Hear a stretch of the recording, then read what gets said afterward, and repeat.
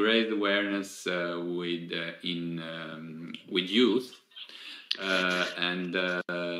Good afternoon, everyone. On behalf of Green Economy Congress team, I would like to welcome you to the panel Climate Neutrality in Western Balkans, Time to Set a New Path. The idea today is to discuss the climate reality and the future of climate neutrality of our region, as well as how Northern Macedonia, Bosnia and Herzegovina and Serbia are facing and fighting the new climate momentum. Bearing the professional background, bear in mind the professional background of our panelists, I have no doubt that the conversation is going to be very interesting and fruitful. So let me welcome Ms. Anna Petrovska from Democratic Renewal of Macedonia. Thank you for accepting to participate, Anna. Mr. Vedat Sulic from Regional Education Information Center for Sustainable Development in Southeast Europe from Sarajevo. Hello, Vedat. Thank you for participating. And Stevan Vujasinovic from Climate Action Network, who is going to map the challenges Serbia is facing today with us in this field. Thank you, Stevan, for accepting to participate. Before we start the conversation, I think it would be useful to give just a very brief EU perspective of climate neutrality as a good framework for our conversation. Since our countries are in EU integration process and EU is trying not to leave behind our region from green transition process as it adopted the economic and investment plan for Western Balkan and the new green agenda for Western Balkans that is expected to be endorsed in this November in Sofia during the Western Balkan Summit. Of course, we can discuss later on about the level and the achievements of that support. But now, just as I said very briefly, I will introduce what's happening now in the EU and when climate neutrality came on the agenda. So in 2019, EU leaders endorsed the objective of achieving a climate neutral EU by 2050, and this followed the commitment made by EU member states and EU on signing the Paris Agreement in 2015. And the climate action actually is at the heart of the European Green Deal. So the EU is fighting the climate change through very ambitious policies at home and close cooperation with international partners. So it has put forward a plan to further cut emissions by at least 55% by 2030 and aims to become the world's first climate neutral continent by 2050. So at the moment, one of the highest priority on the EU agenda is the EU climate law. And I would like to start the conversation with you. What is the highest priority on Western Balkans countries' agendas? Is there any positive climate-related efforts in the region? What are your views on about the current situation in your countries in the field of climate policy, energy transition, energy investments, especially, and in general environmental challenges? So, Anna, I would like to give you the floor to open this discussion and conversation. Thank you very much. Thank you.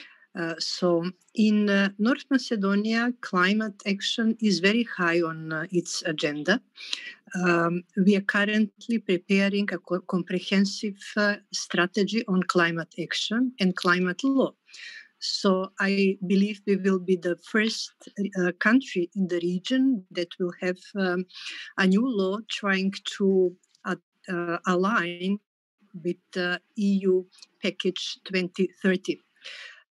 We have developed a new energy strategy going through 2040, which brings forward also the climate issues. So climate and energy was taken into account integrally. The new energy strategy proposes 3 scenarios for the future energy development, one of which would keep coal as main energy source by 2040, but the other two scenarios are proposing the phase out of coal by the end of 2030. So it was modeled and it is possible. Replacement to coal could be natural gas coming from Greece, and also introduction of more intensive electricity generation from renewable sources. We have also a new strategy on energy efficiency, and we have adopted energy efficiency law. We would expect also by increasing the energy efficiency to reduce the electricity and energy demand in general, so that would bring us better in terms of energy transition. But what I would like to emphasize is the policy of the government to intensify the generation of energy from solar power. So there are many ongoing activities of installing a solar power generation, one replacing one coal thermal plant in Oslome. And further, many initiatives tendering the possibility to private sector to open to install new solar plants. So in general, I would say that a lot of issues are going on in terms of policy, but also implementation. Nevertheless, we remain a country with high vulnerability. A lot of activities need to be implemented in the other sectors, not only in the energy, but also in the sector of buildings, in the sector of transport, and especially agriculture and waste management. So the progress in these sectors with regard to climate action is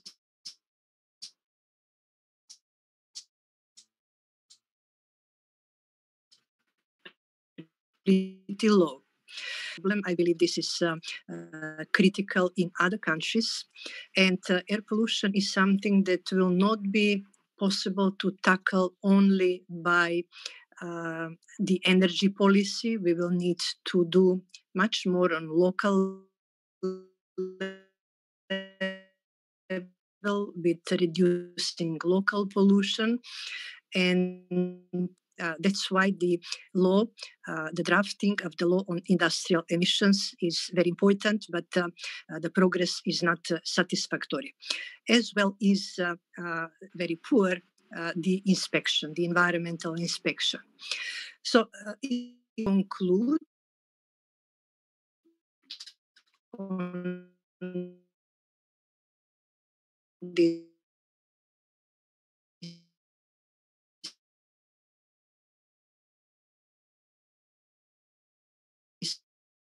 initial remarks, I would say that implementation and the inspection needs to improve their performance. So I would say for the beginning, this is the picture of the climate policy in Macedonia. If needed, I can add. Whether we can continue with the situation in Bosnia and Herzegovina. So how level, but also you can give your perspective about situation in Western Balkans as well. Yeah, thank you for having me here and giving the opportunity to the rest of the population does not. And this is one of the reasons why do we lack in terms of advanced energy, climate policy, and energy policy in Bosnia and Herzegovina, because a vast majority of the people here have other priorities, which are linked with corruption, which are linked to general poverty, etc., and also ethno-nationalistic issues, which still remain the key policy determinant of decision makers in Bosnia and Herzegovina. I have to mention that after the setup of the Energy Community Treaty in 2006, Bosnia and Herzegovina at the beginning was among the leaders in terms of complying with with the entire acquis, which is under the Energy Community Treaty. However, in the last about 10 years, we have faced a huge letdown in compliance in many sectors, in energy and climate as well, which is due to the fact that on the one hand, the gas and the coal, the existing coal lobby in Bosnia and Herzegovina is and still is a huge and an important player in the energy field and energy market in Bosnia and Herzegovina. And one example of this is the strategy of the energy strategy of Bosnia and Herzegovina, which was drafted and adopted in 2018, so about 2 years ago. And it envisaged the development of the Bosnia and Herzegovina energy sector until 2035 with 4 different scenarios. Out of which just one scenario is called a renewable scenario, whereas the other 3 scenarios emphasize the use of coal and gas. However, one of the critical points, apart of focusing on gas and coal, the strategy itself is that the strategy itself is not a strategy. It's more like different paths which Bosnia could go in terms of energy planning. And this came to a price nowadays when there are 3 very important processes undergoing. One of them is the National Energy and Climate Plan, which is still in the development phase in Bosnia and Herzegovina. On the other hand, we have the Environmental Social Action Plan, which is also under development in Bosnia and Herzegovina, and also the NDCs. So these 3 processes should have support in the energy strategy, but having said before that the energy strategy itself does not have a clear vision where does the energy sector should go in Bosnia and Herzegovina, rather it provides where the energy sector could go. So in this sense, we are facing now a huge debate here in Bosnia and Herzegovina among different stakeholders, from the civil society organizations point of view, from the decision makers, experts, academia, etc. How Bosnia and Herzegovina will tackle the reduction of carbon emissions until 2030 and later on. So at the moment being, we do not have a clear vision, clear path whether we are going to phase out coal. There is a huge pressure, of course, from the civil society organization and the international community led by the EU and the Energy Community Treaty. However, at the moment being, we do not have set a clear vision whether we are going to phase out coal or not. On the other hand, the remaining issue is how to ensure a proper just transition for the workers in the coal sector. We cannot simply copy-paste examples from the Western Europe and say how Germany or other countries did it, that we can do it. We have to have some tailor-made solutions for Bosnia and Herzegovina, but unfortunately we face a huge lack of capacities, starting from the intellectual capacities and knowledge on different levels, from the civil society organizations up to the decision makers. We face huge lack of competencies to address all these issues. And similar to North Macedonia and Serbia as well, I believe we face the consequences of such a policy reflect onto primarily air pollution, severe air pollution. Many cities in Bosnia and Herzegovina, not just those who host, to say so, thermal power plants like Takanj, Ugljevi, Gatsko, etc., but other countries, it's Sarajevo, Banja Luka, face severe air pollution, and this is something which is very close related to the energy sector, and actually one of the main causes for such air pollution is the energy sector, and this reflects then to the end at the health to the population, and we are among the negative leaders in terms of premature deaths caused by air pollution, etc. So these all are many issues to be tackled. On the one hand, we have environmental problems, as I said, we have social problems, we have economic problems. So the energy policy and the climate policy in Bosnia and Herzegovina is still very unclear, unfortunately, at the moment being. And once these plans, as I said, the National Energy and Climate Plan, the environmental strategy, and the NDCs are prepared, and we hope that this will happen in the next 1 to 2 years, and then we will have a much clearer picture on how the energy and climate policy in Bosnia and Herzegovina will be shaped in the next 10 and after years. Okay, thank you very much. We'll come back later on that local bottom-up approach probably. But before we discuss that issue, I would like to ask Stevan to share with us Serbia perspective. Thank you, Stevan. Thank you for inviting me, and thanks to all the participants. I would simplify my contribution by saying that there are good news and bad news. I will start with bad news. Unfortunately, Serbia is one of these countries, one of few countries in Europe, and the number is decreasing as we speak, that still remains, I wouldn't just say dependent, but hooked or addicted to a fossil fuel for the majority of its energy needs, namely on coal. About 70% of our supply comes from coal, from lignite. The reason this comes up as the first point on the agenda is the fact that when one discusses climate policy, obviously the efforts to decarbonize our economies and our societies, coal should be at least, and it is, the lowest hanging fruit, the first thing that needs to go to maximize the sort of impact and gain from such decarbonization efforts. Unfortunately, I try to look for less stressful ways of describing the situation here, but I have to say, unlike many other countries which are now determined to invest all efforts into building a carbon neutral future, in Serbia, the government seems intent to invest into maintaining our carbon intensive past. So our investments here seem to be directed into the past rather than the future. Why do I say this? I say this because there are not just plans to keep what's already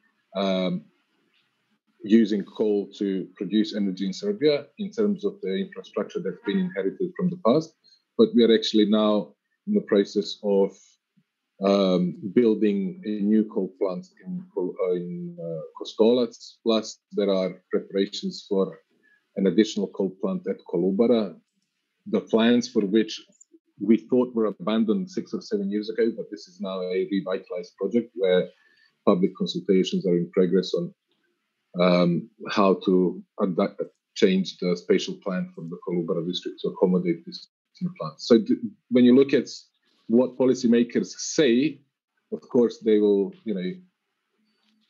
be in favor of policies that attempt to contribute to European and global efforts to ensure decarbonization. And they will say that there is a climate policy, but when you actually see what's happening in the practice, I would actually say that there's an energy policy based on further exploiting coal as the primary energy resource, which to our government at present time takes precedence over any other policy, because it just seems inappropriate to me to discuss climate policy when these investments continue to pour public money into last century's technology in terms of the energy sector.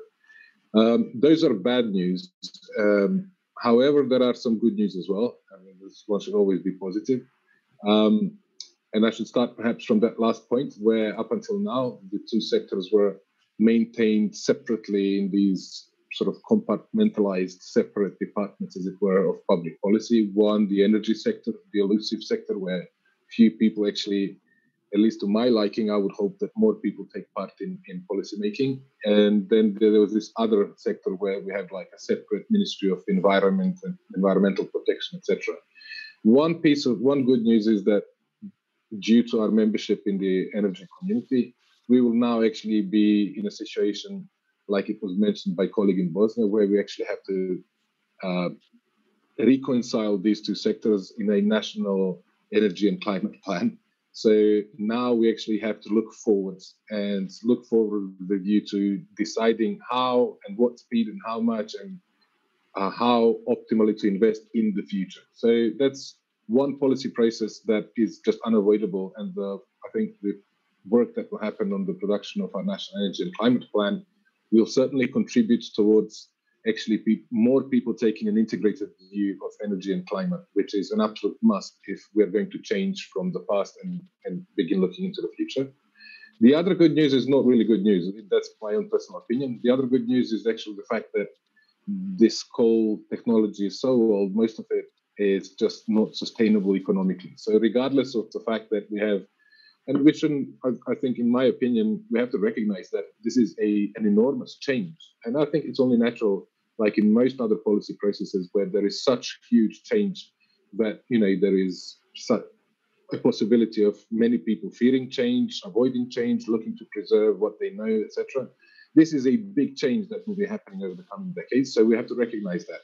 But the one good thing that will keep that change going is the fact that the coal technology is just finished. It's finished economically, it's finished environmentally, it's finished socially, it's just no longer acceptable. And unfortunately, it appears that some people will not take that from anyone explaining, or just will avoid facing up to that news. But coal is finished. And it's not finished because people advocate against coal or because of the decarbonization efforts. It's economically finished. The technology just doesn't perform for what we need in the 21st century. So I would liken this situation to, I was thinking about how to make this more understandable to people who may not necessarily have that kind of understanding of the energy sector. Very few of us have ever made investments of such magnitude. Do we build 600 plus million coal plants, or do we see how best to invest that money into renewable potentials or into energy efficiency schemes, etc.? I would liken this situation to something that most people in the Balkans understand, I hope, or I think at least, where people are familiar with what it's like to drive very old cars, second-hand cars. There comes a point where it's just uneconomical to own them and to operate them. And this is one such point where the technology that's now very old, it doesn't pay. It's not rational to replace something that old with something old again. We need the investment in the future. So I think it's the obsolete nature of the technology and the inability of this running on an economically sound basis that will actually force the changes that we hope to see in the future. Thank you, Stevan. Well, now I would like to move on to talk about more about local level. As Vedat mentioned, it's not possible to replicate just some alternative solutions from other countries, and it should be tailor-made. So I would like to ask you to share with us maybe some key points on local level problems. If there is some good examples from bottom-up approach in your countries, and what you should think should be good practice for facing the problems and alternatives of Western Balkan countries. Anna, would you like to start? Yes, just a moment. Okay. If I would like to share some good experiences in the country, I would say that these economic instruments that the government is imposing, one of which is the feed-in tariffs, which stimulate the schemes for solar power plants, knowing that we are in the south, we are abundant in solar energy, so it is also good to use it. And as my the other participants also emphasized, the coal remains the most expensive option, while the solar energy will become more cheaper and cheaper. But when it comes to feed-in tariffs and premiums, I would like to say that not all is good, because some of these incentives stimulate the development of small hydropower. And here on small hydropower, I would like to mention the movement in the Balkans, which is against the erection, installation of small hydropower. What is good in our society here is that the resistance against the construction of small hydropower plants is rising. And currently, we are facing a huge association of various stakeholders who are working to prevent the construction of 4 small hydropower plants in 2 protected areas. The movement is so-called Green Front. And as I said, it is raising, it is attracting the attention of the population, of the general public, but also of the decision makers. So I think it is a very good development, and it should spread all over the Balkans. I believe in Serbia there are also positive examples, and also in Bosnia and Herzegovina and Albania. So I think that the battle against small hydropower is very important, because small hydropower is presented as green energy, but in reality, this is not green. This is bringing benefits to a very small group of people, the investors, while making huge impacts on biodiversity and water supply for citizens, but also supply of water for agriculture. That's why I think that small hydropower is something which doesn't contribute to energy transition.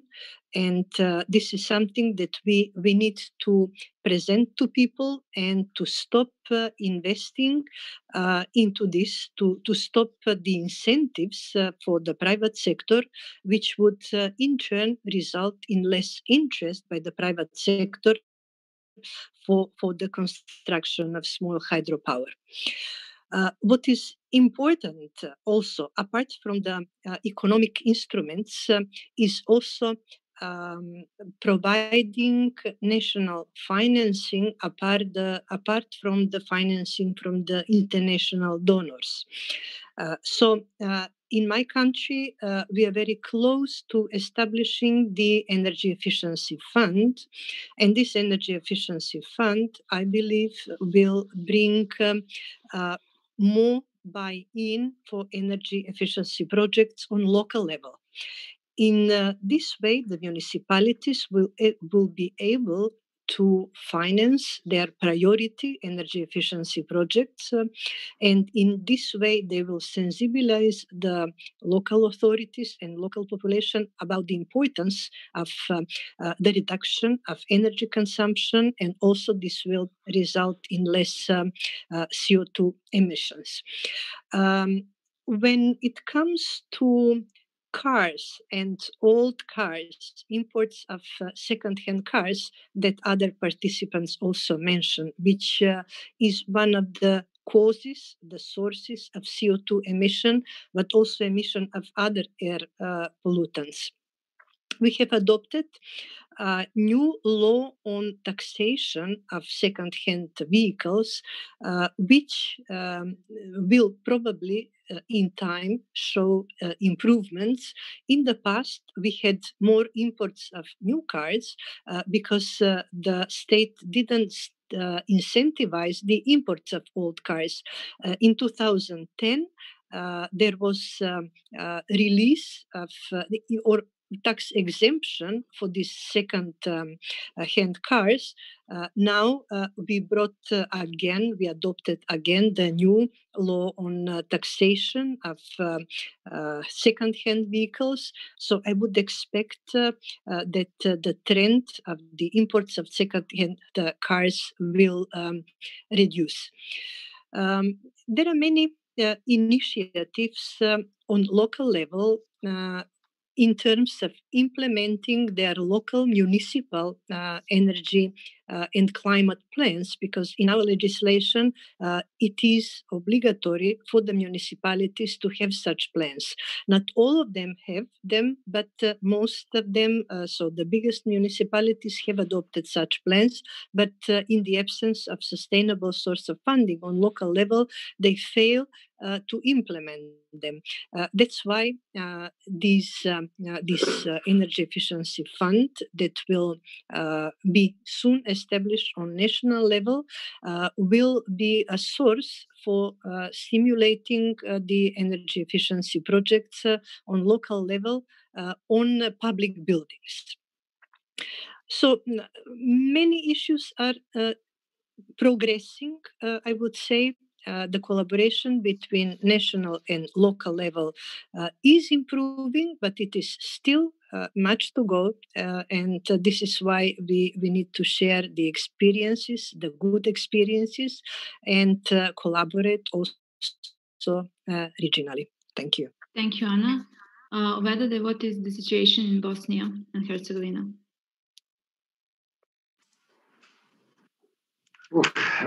So regarding bottom-up approach and local initiatives. Yeah, so in Bosnia, we have since some maybe 6-7 years ago started to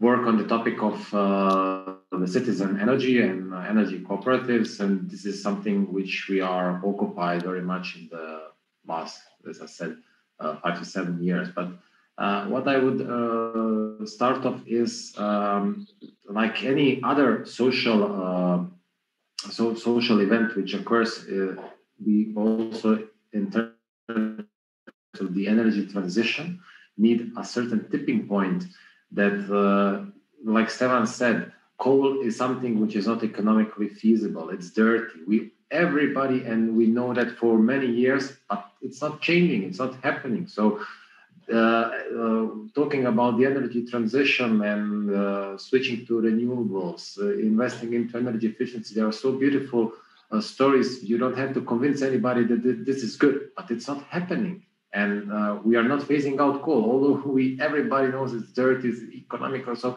there is some reason behind, and it's very complex to say. And I do not agree to say just thermal power plants are economically not feasible. We have to shut them down. So for sure, we have to shut them down, but we have also to take into account all the other aspects which come at this price. So there has to be a certain tipping point that we start to work on the energy transition more in all of the countries and also in Bosnia and Herzegovina. And that's why we need to engage citizens into the process. Right now, our only role in the energy sectors is to consume and to pay for energy, and that's it. So we are very much involved in any kind of decision making, just those guys who are involved in some NGOs or other types of organizations who are voluntary and engagedly involved, but the rest of the population, the 99.9% of the population is not involved at any in the energy sector. So except, as I said, just in consumption and paying the bill. So, but at the end of the day, we are the one who cooperate or not cooperate within the energy projects. As Anna said, there are many fights against the hydro. So we have also here huge examples in Bosnia and Herzegovina, and one of the most famous, if I may say so, is the one in Kruščica, in central part of Bosnia and Herzegovina, where women stand for their river and they get rid of the investors, and the construction of the hydropower plant does not happen. And nowadays, just these days, we have huge movements of the NGOs, many NGOs from Bosnia and Herzegovina, even to go so far to forbid construction of small hydropower plants in Bosnia and Herzegovina. And that's the reason, that's the consequence that the decision-making process prior that, and it's today also active, it's without any kind of citizen engagement, neither in decision-making, neither in investing. And if you look at how the energy transition happened in the Western Europe, in Germany, in Holland, in Denmark, in Austria, in all the countries, the key difference is that they have a huge involvement of citizens in decision making, in investing, etc.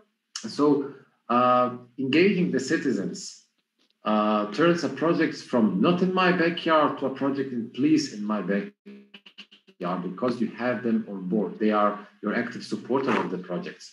Talking about the local community, and from the local point of view, the local community, saying municipality or city, they don't have to be the investors into the project. They have just to create enabling conditions that investments happen.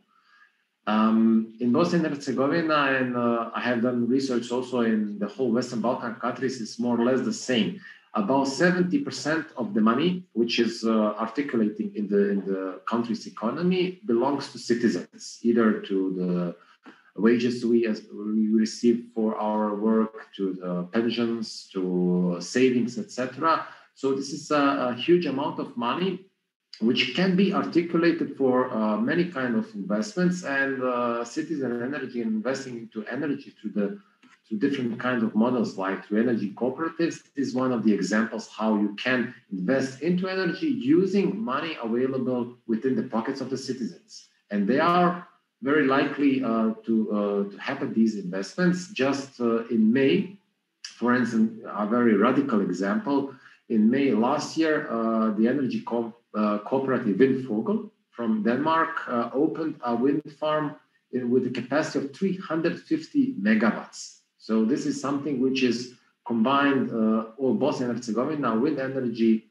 is far lower today than just this example. As I said, we have been working on this topic many years. And some 2 years ago, we said to ourselves, okay, it's much talking. Let's try this, if this can work. And we have initiated the first citizen energy project in Bosnia and Herzegovina at a facility in central Bosnia. This facility has huge need for hot water. It's a facility which hosts mentally disabled people. And we made a campaign raising money for this facility to invest into solar hot water. It was not a donation-based model, it was a reward-based model, which means that every investor into the project received a certain reward for the investment, which were different kind of goods made by the people living in this facility, made out of wood, out of textile, some jewelry, etc. By doing so, we raised something about 25,000 euros in a 2-month window. And it was the first of such kind of investment in Bosnia and Herzegovina that people, ordinary people, invested into energy project. And this example was a catalyst for some other initiatives. And just about 6-7 months after that, another example followed us. It was not implemented by us, it was implemented by another NGO from Banja Luka with a similar approach, a little bit less in the amount, but it doesn't matter. We got to the point that we start this movement. We are still expecting in Bosnia and Herzegovina to adopt the new regulation in terms of net billing and net metering, which will be a huge driving force for citizen energy projects, especially for investments into solar PV modules, etc. So our point is that change has to start from the bottom, from the citizen, from ourselves. So we have to find ways on how to engage citizens, and one way is to ask them to invest into the project. Another way is to ask for them to take part in the decision-making process. Whatever you choose, you can choose, of course, both. Citizens have to play a crucial role in the energy sector, and only then an energy transition can happen. Thank you, Stevan. What can you tell us about local initiatives in Serbia and the local regulations? Well, I would use the opportunity to stick with my future versus past metaphor, and I think that's one filter of actually being able to understand a good process from a bad process. If you think about the experience in Serbia recently, you can see that also there has been locally generated resistance to these, I don't even want to call them investments, so-called investments into small hydropower plants. People at local level are understanding that they're being robbed of one of their main resources, and that's actually basically starving them of a future. There is no future for the local community if you go ahead with this, whilst at the same time you notice that this is basically not contributing very much, if anything at all, to our national energy security. So we can't, even though it's masked as an investment in a renewable resource, it's actually an investment in ruining our future. Most notably, people might have heard about the success in their advocacy efforts around the protection of water resources around the Stara Planina area in southeast of Serbia, close to the border with Bulgaria. But this is a national effort now. There are community organizations getting better and better organized and voicing their opposition to this kind of investment across the country now. But I wouldn't keep it limited to energy. We see also that local communities now understand much better that without clean air, they have no future. And that doesn't just concern the energy sector, it concerns many other sectors. And what we see now is a similar kind of awakening by local level organizations who basically see that the policy process has failed them. Nobody appears to be hearing about the concerns of populations at local level which are being asked basically to survive in face of some world record-breaking air pollution, and I think that's something we share in the region as well. So they see that there's no future in the current setup. And the reason I wanted to say that this is perhaps a useful filter is that not so long ago I had the opportunity of actually visiting one of these new wind farms that was constructed in the region of Banat in Vojvodina, which is on the border with Romania. And I had the chance of speaking with the investor and the management of the plant and the developers, and learning that they actually have regular meetings with local communities prior at the planning stage, at the stage of the implementation of the investment, and even at the operational stage, because operating a wind farm has a whole bunch of different circumstances throughout the year. And given that this is a very agricultural area, it makes sense for both the operators of the wind farm and the local farmers to coordinate their operations throughout the year.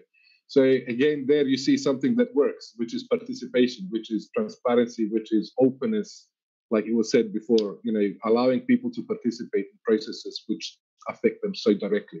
And that's something you don't see so often. I think that's one of the processes that's going to push the decarbonization efforts forward, because even though unfortunately many in the policy-making cycles fail to see this or are basically in denial, these policies will no longer be able to be made in some, behind closed doors. People are much more attuned now to how these decisions affect them. And the other thing that I think is worthwhile highlighting is that they realize that there is a disconnect between often short-term policy considerations at some, at the governmental level in Belgrade, against long-term sustainability interests and long-term future of these communities, which are much better understood at local level.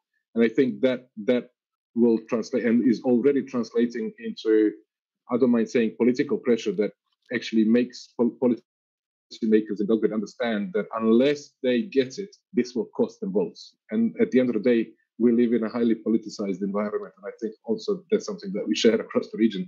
When they realize that they will lose votes, the government planners often decide that they can no longer pretend that this opposition doesn't exist. I can give a specific example and perhaps close this section with this.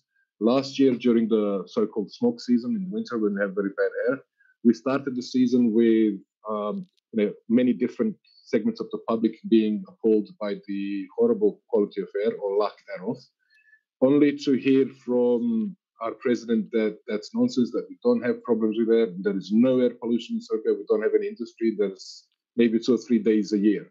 That was roughly around about end of October. by January, the government of Serbia was forced to begin this extraordinary working group on air pollution. Let's not get into the quality of what that working group did so far, but it shows that within 3 or 4 months, somebody somewhere decided, okay, we can no longer, afford to ignore this. We just have to, if nothing else, at least appear that we recognize the issue and begin addressing it. That kind of public pressure for participation and recognition of the real issues will hopefully drive the process forward much quicker. And I think that's an important point to make. We don't have all the time in the world. What we do in the next 10 years matters not just in our region, but also globally. After 2030 or 2040, we basically need to begin discussing how we face up to a climate that's beyond our control. So it really matters that we begin acting in the decade ahead. Thank you, Steven. I think it's very important now to talk about how much is the cost of the transition to climate neutrality, especially what is the strategic approach and what should be strategic approach for our region and particularly for each country. European Union established Modernization Fund, which had the meeting 2 days ago. It's a debt funding program dedicated to support lower income EU member states. Romania, Croatia, and Bulgaria are participating in that program systems and improve energy efficiency. Anna mentioned that they are planning to establish energy efficiency fund in Macedonia. But I was wondering, is there any forecast how much would that process cost each country, and what should be a strategic approach, how we should fund it? Anna, would you like to add something or? Yeah. The costs required for the energy transition in the country is close to 1 billion, which is a significant amount. To compare, it is twice the amount which is available to my country for a grant IPA period with a time horizon of 5 years.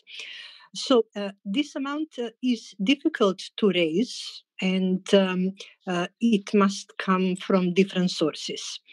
In terms of the strategic approach, of course, the European Union is one of the largest donors who is contributing to the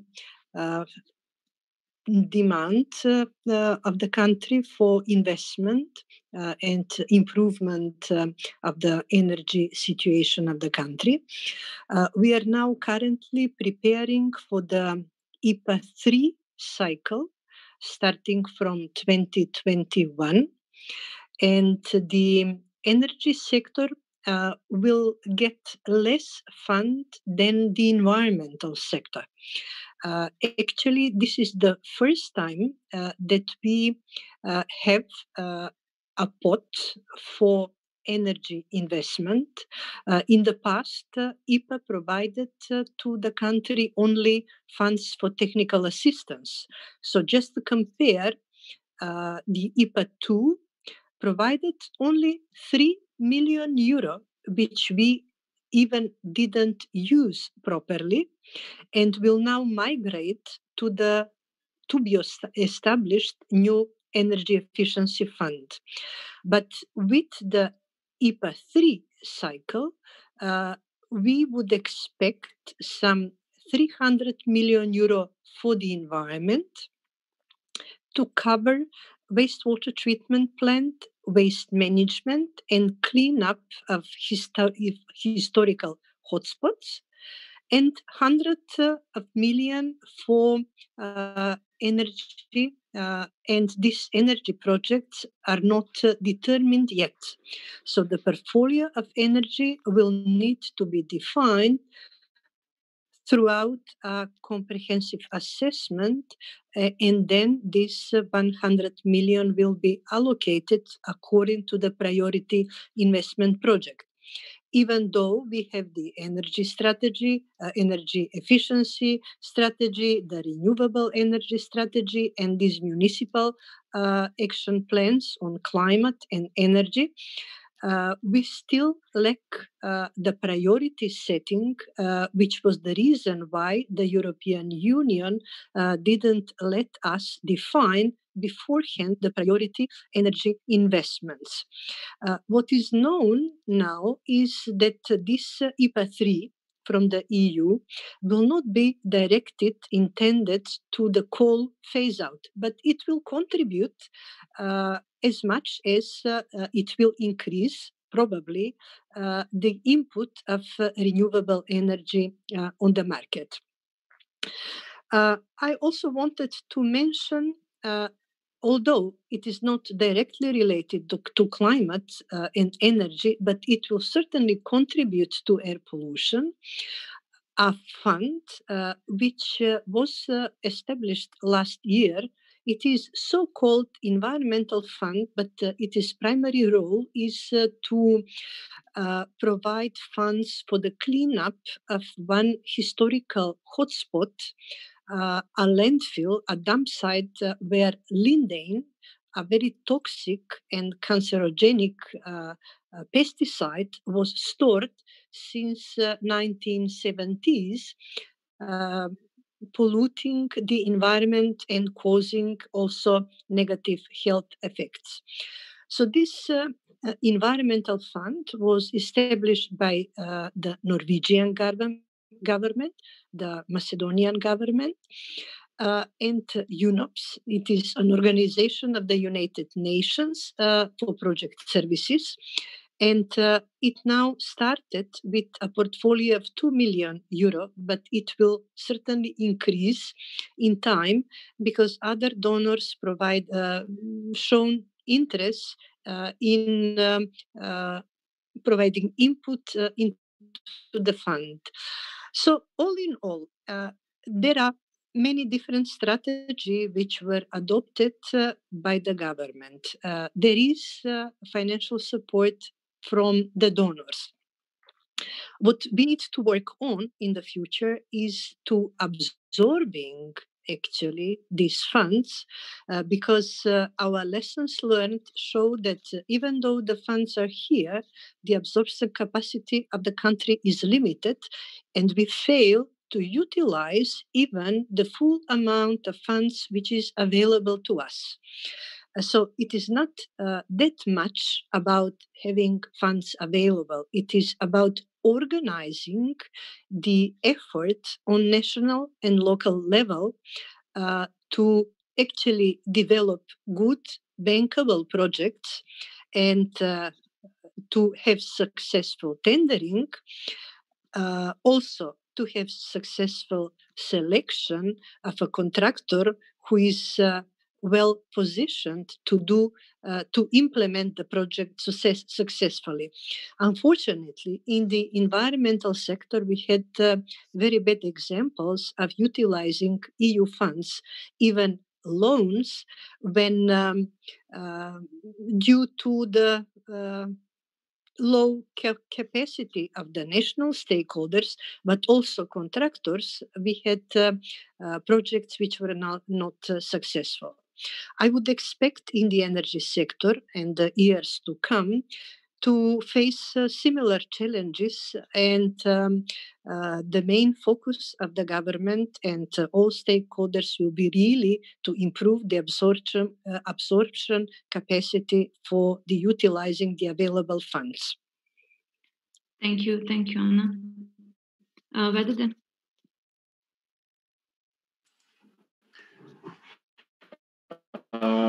I fully agree with what has Anna said, and it's so important that some things I will maybe repeat.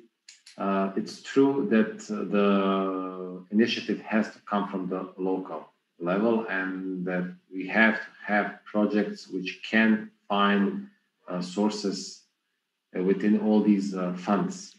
I like to say when people ask and argue how much the energy transition will cost, it's a $1 billion or $1 billion question. So there are just some estimates how much it can cost, and I don't like to play with these figures. And for me, it's not the point how much does it cost. The point is who is going to pay these costs.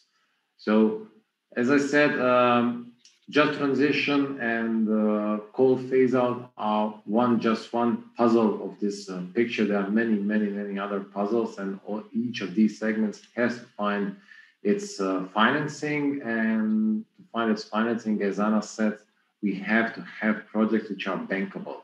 There are many funds among those which have been mentioned. Also, some 2 years ago, this fund was initiated, and last year it was launched, the Coal Region and Transition Fund.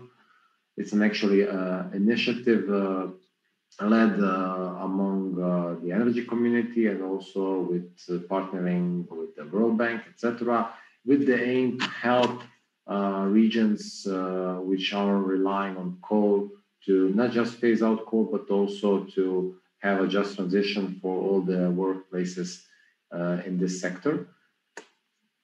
Just 1 week ago, the European Commission published the Western Balkan Investment Framework for the coming period, where a huge portion of the money will be allocated for the energy transition, for phasing out coal, for introducing renewables. But again, I like the sentence Anna said, the absorption capacity of our countries has to be good in order to attract this money. So no matter in which era we live, the money is always there. So we have to have good projects. Stefan said we used these long-hanging fruit, these easy projects like energy efficiency, etc. Now it's the turn to go with some more concrete projects, starting with phase out of coal, etc. But we have to prepare these projects.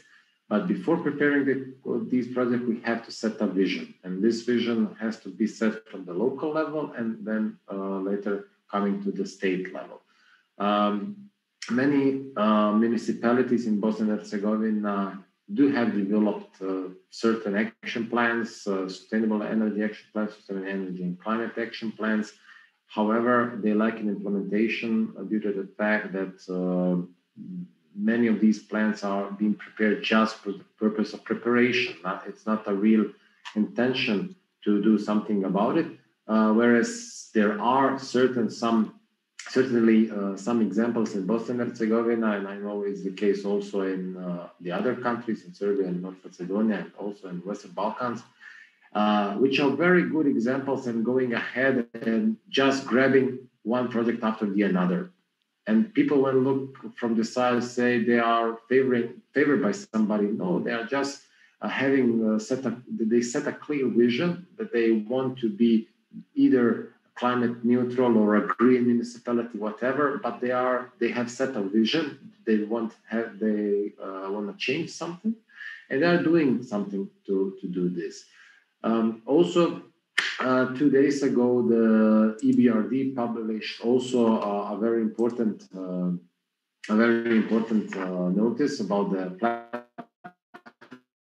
platform initiative, whereas the EBRD is going to invest a huge amount of money just for phasing out coal from different types of industries, including also thermal power plants. So the message is clear. EU wants to be until 2050 climate neutral. We, as potential member states, are going to one day join this family. And if you want to be part of this family, you have to play with these rules, which says be climate neutral. And EU, frankly, is really helping and providing funds. But again, we have to be the ones who come and with the proposals and say these are our circumstances, and make projects based on these circumstances. Thank you, Stevan. Regarding the Serbia.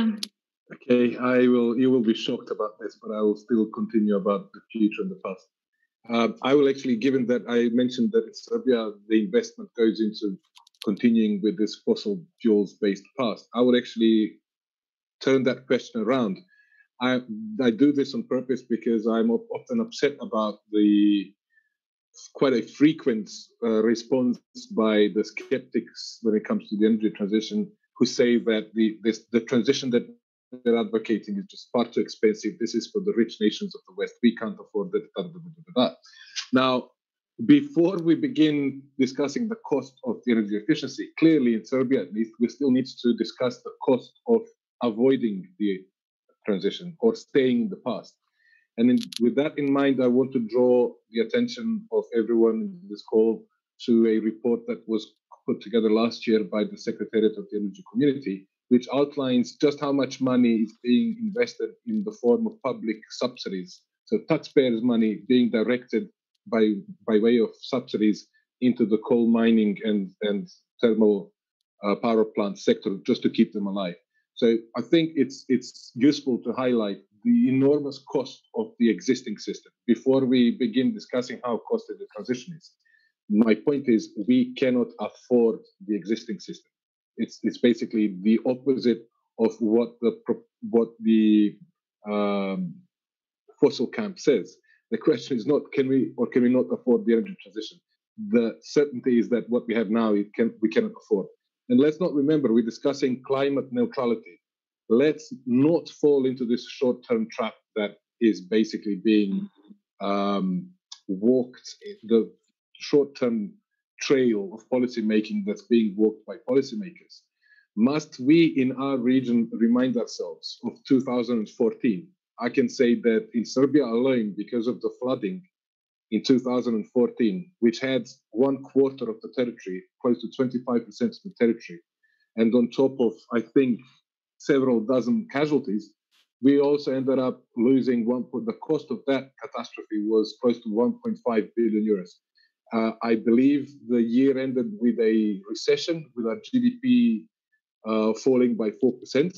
Why do we not remember how costly it is? And I think it's useful, perhaps it's because I'm always involved with some sort of communication efforts, but you will forgive me for wanting, at least when it comes to Serbia, to remind everybody of the horrendous cost of the status quo. That's unfair, we cannot afford it. What's the public health cost of the existing system?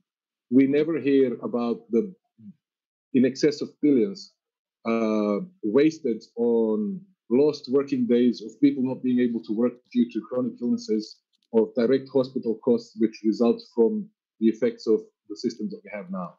My point being, we cannot afford to stay in the past. It's just not something we can afford. I can even quote the saying that we have in Serbia. Maybe other people have heard this before. Nismo dovoljno bogati da si priuštimo, da kupujemo jeftine stvari. We're not rich enough to buy more coal plants. Okay? We just cannot afford them. Besides, most of these assets will end up most probably being stranded assets because they will never be able to operate to their full term, given the policy environment in which they will operate. Another tipping point, which was a keyword that I liked in that respect, is before we move towards estimating the cost of transition, is this notion of how investments in renewable energy capacities are being implemented now. One tipping point absolutely has to be, as soon as possible, the move from these quota-based feed-in tariffs towards a market-based, auction-based, public auctioning system of supporting the investors in renewable energy capacities according to a market-driven mechanism that actually drives prices down. What we have now is also something that we cannot afford in the future. What we need to have is a transparent procedure of stimulating investment in renewables, which will inevitably drive costs down. And with this section, I think it's useful to perhaps finish this contribution by drawing people's attention to the results of the recent auction in Albania, which I hope you will forgive me for not being able to quote the exact price, but it proved that solar generating capacities are probably the most competitive if an open competitive procedure is allowed. Okay, these technologies depend on different countries, our geographies, etc. But I think it's safe to conclude that solar is one aspect that's dreadfully underused in our region, across the region. And the sooner we switch to these market-driven systems of supporting investment, the sooner we'll get into a stage where this investment becomes much more cost-effective, and we stop this discussion of how much will it cost. What we then need to focus on is making sure that the people who are now dependent on those fossil fuel industries are not left behind. And oftentimes that's also another cost that's overlooked. It's not just about the financial cost.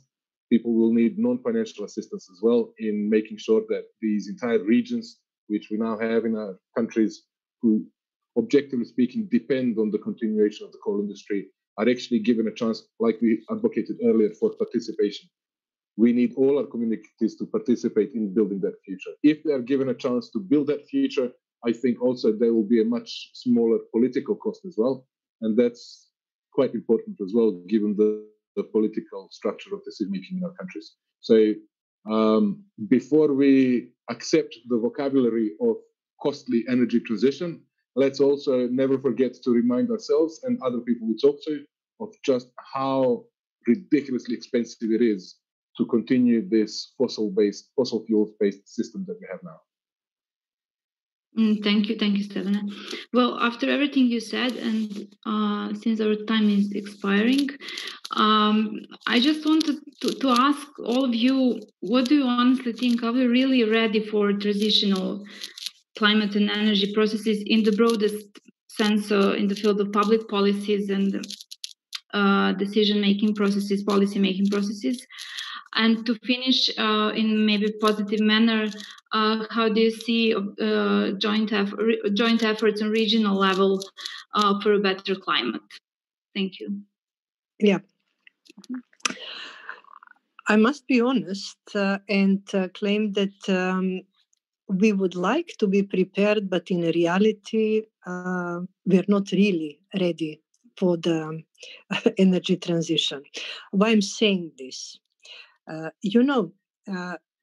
We undergo all these processes of developing scenarios for the coal phase out.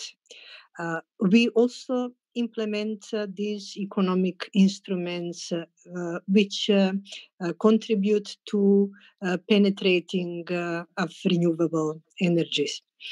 But in reality, we have currently a brand new government which is not yet consolidated.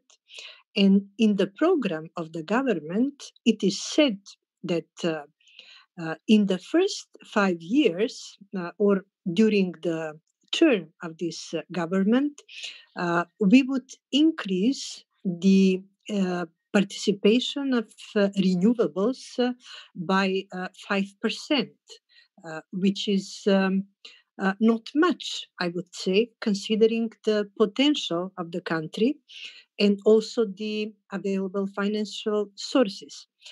Still, they claim in the program they will implement the green scenario of the energy strategy. But when it comes to exploitation of mineral resources, they say in the program that they will continue investigating the availability of coal on our territory.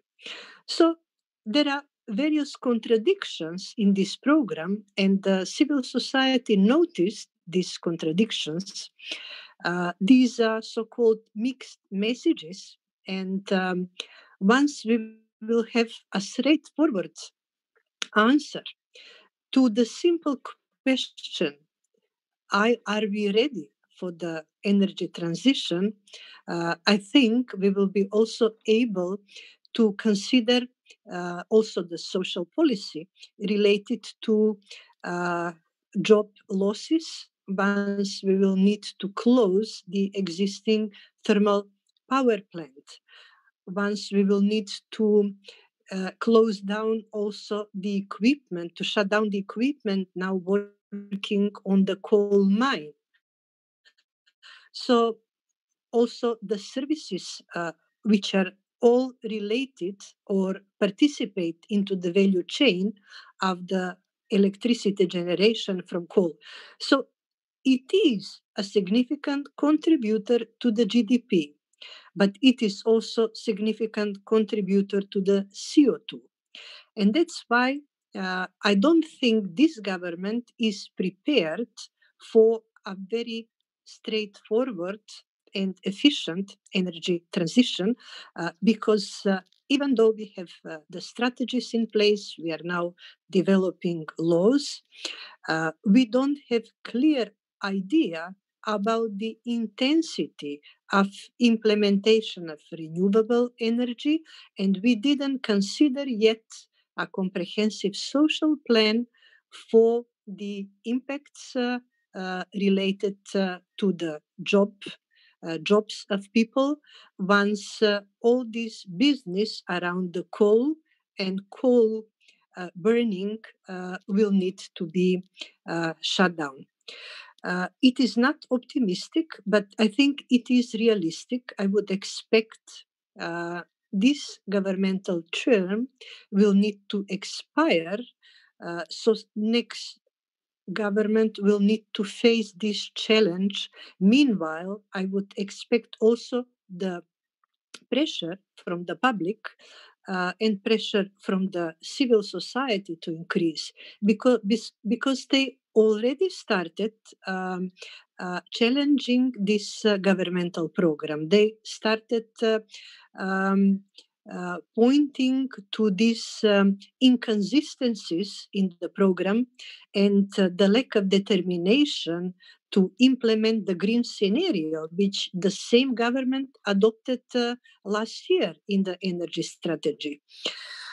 We need greater maturity as a society, and I don't expect that the government alone will wake up and work on this energy transition. I think that the people, the public, and all these aware parts of the community will need to continuously put pressure and question these decisions to start investigating into the coal reserves and so on. But the most sensitive issue is really this social impact. I think it is a huge challenge also for the European Union.